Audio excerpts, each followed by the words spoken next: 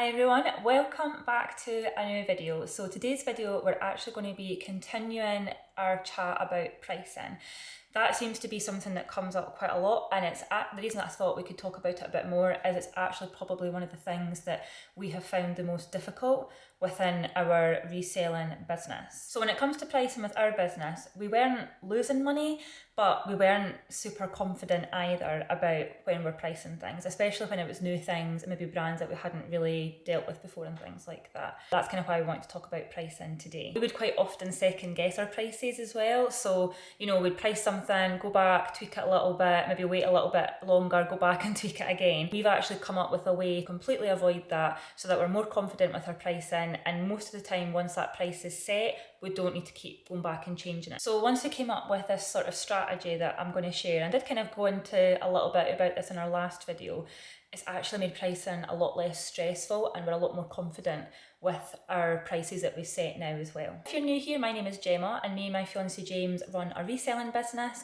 called House of Jams, where we resell vintage and luxury, mainly accessories now. We did start out with some clothing, so a bit of a mixture just now, and we have been doing this now for just coming up to a year, so we're about a year in. I just want to say before we jump into this video that this is obviously what works for us. This is all based on our experiences. This could be completely different for you and for what your business is and things. However, I do hope that some of it at least is helpful for where you are. So this strategy that we have come up with that we are now using is based on our sort of sales and things that we have sold and sort of our experiences over the past year. It's completely based on evidence. It's not just based on us guessing and things. And I think that's where our confidence now comes into it, is that, this is actually, you can see that this actually works. And I think I mentioned in the last video as well that I kind of basically took all our data, everything that we'd learned from the past year, and I put it into ChatGPT. I feel like ChatGPT is a great tool to kind of evaluate and analyse data, so that you're not having to sit and go through your numbers and your sales. It can go through it in a second and then it can tell you what that means. And that is basically how we came up with our pricing strategy that we are going to be using from now on. So I'm actually going to be talking through 4 different rules that we now aim to follow when we are pricing our items. So the first rule that we'll talk about is we're going to stop pricing emotionally. Now that is something that, as somebody who loves fashion and loves different, especially unique items and things, I've found that quite, difficult, and I know James has as well. So previously, if we really loved an item, or if we felt it was really special, really unique, things like that, we would tend to maybe overprice it a little bit, or be not willing to maybe drop the price if it really needed to drop price. And then on the flip side, we would then sometimes underprice things that we weren't excited about. So even though something was, amazing quality, other people loved it and it was very desirable, we would just be like, oh, I'm not really that bothered about that, or I don't particularly like that colour. So we would be guilty of maybe underpricing it a little bit. We were pricing things based purely on emotion, not what our numbers or the market or going out and doing a little bit of research was telling us. And obviously that's not, something that I would advise doing.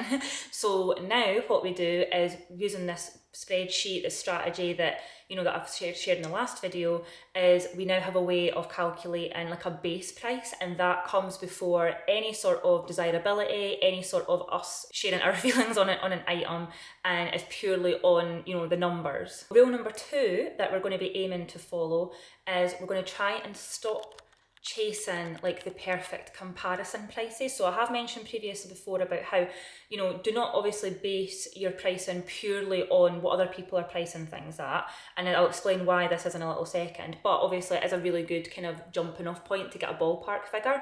So what I mean by chasing the perfect comparison is that you can spend hours researching the likes of eBay sold listings, even where people have listed things on Vinted and Depop, to try and get the perfect in between price.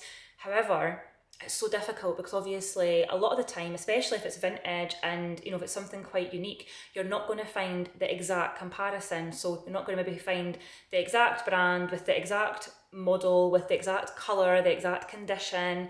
you know, all that kind of stuff. It's really difficult to find that. Obviously, if you can find that, great, but most of the time that's really difficult. So you can't really use those prices that you're finding as a fair comparison. When you are looking up items, there's always going to be ones that are priced really low, and there's always going to be ones that are priced quite high. And I think one of the things that you can fall into the trap of doing, which I know that we have done as well at the very beginning, is you automatically go for the highest price one. So if you see something and you're like, oh, that person's selling it for £100, we can get £100. Or even if you go into eBay and somebody sold it for £100, you know, you could say, right, okay, we can get £100 for that. However, the likeliness of it being the exact same thing, the exact same condition, all the things that I mentioned before, but also the time of year and the season as well. So that all plays into it, as well as the economy, obviously, in the time of the month. So if people have just been paid, you're more likely going to maybe get higher prices for things. So yeah, there's so much comes into it that it's really impossible to compare. And yeah, I don't want people to fall into the trap of just going for the highest possible price that they can get. You might be lucky and get it, but we've kind of learned that you kind of have to try and find that middle ground. And again, the strategy that we now use for our pricing, we don't even really look at comparison or comparable products now first. We come up, as I mentioned before, with our base price, depending on what the item is, what the brand is and things like that. And then we kind of do a little bit of research afterwards, but so that we've already got that figure, that base price in mind. And it just helps us, you know, fine tune it a little bit. Rule number 3 that we're going to try and aim to follow is we're going to try and stop assuming that the lower the price, the quicker the sale. I think that's something that if you're a business owner across all different niches and different areas, that you automatically assume that if you price it low, if you price it cheap, you're going to sell it quicker and you're going to sell more and things like that. However, that's not always the case. We've got the danger that some people might think if it's priced too low, they might think it's either bad quality or that it's fake or that you as a seller is a scammer. And then another thing that kind of links onto this is discounting too quickly. So if you list something, you notice that it's not sold, discounting it or, you know, lowering the price without letting it kind of sit for a little bit. Obviously, again, it's about the balance of not letting it sit for too long. But, you know, reducing the price too quickly as well can also be another mistake that kind of falls into this topic as well. I think it's all about getting the right buyer. So we found that if we price something, and if we price it, you know, at the right price, even if it is, you know, not super cheap, as long as your item is in front of the eyes of the right buyer, then they'll pay the price because they're the right person. They're the exact person who wants that item. A great example of this is that we actually had a leather, beautiful vintage leather Louis Vuitton Keppel bag. It was one of our most expensive items. I think we had it up for sale, I want to say it was over £400, which, you know, is really, really expensive. However, and I thought it would sit for ages because it was such a pricey item. So I think we listed it, I want to say in October, and we sold it before Christmas. So for me, for an item that is, you know, a good few £100, for it to sell within 2 months, to me that's pretty good. But it's because the right person found it. And it was quite a unique item, it was quite rare, and obviously, as I said, it was the right buyer that came across it and bought it. And again, that's why the strategy that we've kind of come up with helps us price things correctly, you know, that are for the right buyer. They're not, you know, being priced too cheaply so that it puts people off. And it obviously all depends on, you know, the item, the brand, you know, the material, all that kind of thing as well as the condition. And as I mentioned in my last video, I kind of went through all the different things that we look at when we're pricing an item, and obviously that helps us come up with the correct price for the item depending on all these things, which then I think automatically helps you get in front of the right buyer. When you think about it, going back to the example of the person who bought the Keppel bag, they're not going to be searching for that bag within the price, within like say £100 to £200, because they know that they're going to have to pay more than that. So if you try and say price as low as you possibly can for that item, and say maybe, you know, you can price it at £200, but it's actually something that should be priced more closer to the £400, people who are the right buyer, who know the brand, who know the price that they kind of should be paying, they're not even going to be searching for those kind of prices. You know, when you do your filters and things, when you're looking for things, that item that's priced that low is probably not even going to come up in front of them. So you're not going to come in front of the right buyer, even though you've got an amazing item and you've managed to price it a bit lower. That's where our pricing strategy comes in, because it's a sort of realistic pricing, depending on, as I said, the brand and everything like that. So the next rule that we're going to be following, rule number 4, for this year, is we are going to make sure and take into account condition of our items, but also wearability. Previously, we would maybe be a little bit guilty of not taking in condition into account, and what I mean by that is actually not if it had something wrong with it, more so if it was in perfect condition. So we've got quite a few items that are vintage, but I do think they were maybe like dead stock or something, because some of them are pristine. Like they don't even look like they've really been used or worn. And I think we sometimes undervalue that. Whereas, you know, other items, we're always sort of more, I suppose when you think about condition, you automatically think of things with flaws and having to adjust your prices for that, which we do. I think more taken into account if you have an item that is excellent condition, take that into account. That's an amazing, like, extra, if you know what I mean, especially if it's a used or vintage pre-loved item. And then also thinking about wearability. So I think we have mentioned this before in our other videos. We were talking about mistakes we've made, things that are maybe really unique, or maybe got a really unique pattern or really unique colour. Obviously they're not going to be as wearable, because maybe customers might find it tricky to see themselves wearing it. They maybe don't know what outfits to wear it with or what colours to pair it with. So even though something might be really unique, you love it, all the things, but if it's not super wearable for a customer, then you need to take that into account. And I know that's such a shame, because you do get some really beautiful, unique pieces, but if it's a colour that's really difficult to wear, it's maybe not going to be valued as high as something in a classic colour like black or brown or a neutral, or something like that. So that's something else to take into account as well. So again, we've actually figured out a way to make this a little bit more easy to deal with. As I said, in our pricing spreadsheet that we use, we actually do have little adjustments that can be made that take into account the condition and the desirability or wearability as well, so that you can easily just select whatever option you want and then adjust the price accordingly. And that's great, because it means that you don't have to sit and think about it too much, and just makes the whole process a lot easier. Now, I know I mentioned that I was only going to say 4 rules, but there's actually a 5th one that we are going to be implementing this year, which is something that we didn't do previously. The rule that we're going to be doing is we're going to stop treating every platform the same. So I think I mentioned before that we, sell things on Vinted, Depop, eBay. We've got our own website. Now, previously, we would price things the same on every single platform.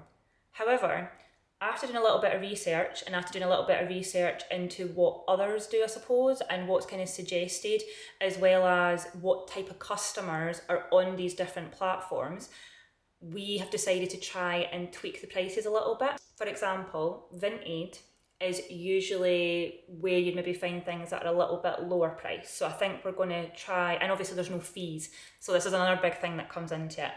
When we sell on Vinted, there's no fees to take into account, so we can offer slightly cheaper prices.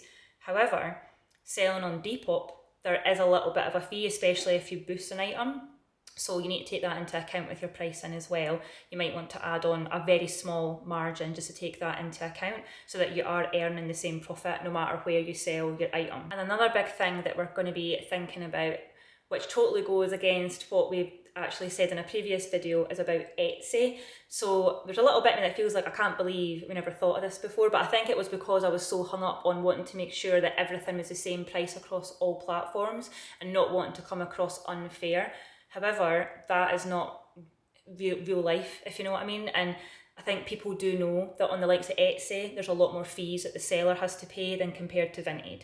So, and obviously I don't mind if people want to go and change, and if they find something on Etsy and then they think, oh, actually I can get it cheaper on Vinted, buy it off Vinted. That's totally fine. Like, we don't mind where you buy it from. So I think Etsy is something that we are going to be looking at again, which goes against, as I said, what we said previously. However, that was all based on fees. So I think because now we are going to be taking fees into account when we're listing things, it means that we can actually then, we feel like we can now potentially, we can look at listing on Etsy again. And obviously that opens up another big massive part of the market, which is great. So tying this back to our strategy that we now going to be using for pricing, within the spreadsheet that I shared in the last video, we also have a little section in there where you can add on platform fees. So again, you can put in the fees depending on whatever platform you're selling it on, and it'll automatically add that on or take that into account, so then you know what you can list it for. including all the fees that might be on whatever platform you're using. So overall, I feel like using this strategy that I've mentioned, as well as keeping in mind all these like little rules that we've kind of set ourselves, I feel like pricing is now going to become a lot less stressful than what it was before.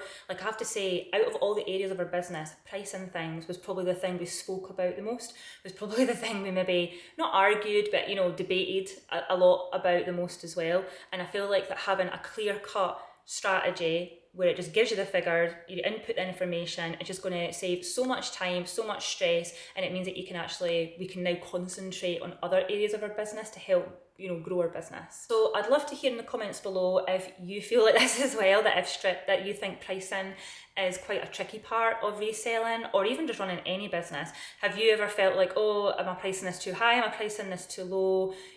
Let me know what you think about pricing, because I know that, as I said, it's something that we have spent a lot of time trying to get right. If you found this video useful, make sure and subscribe and turn on the notification bell so you don't miss any future videos like this, and I'll see you in our next one.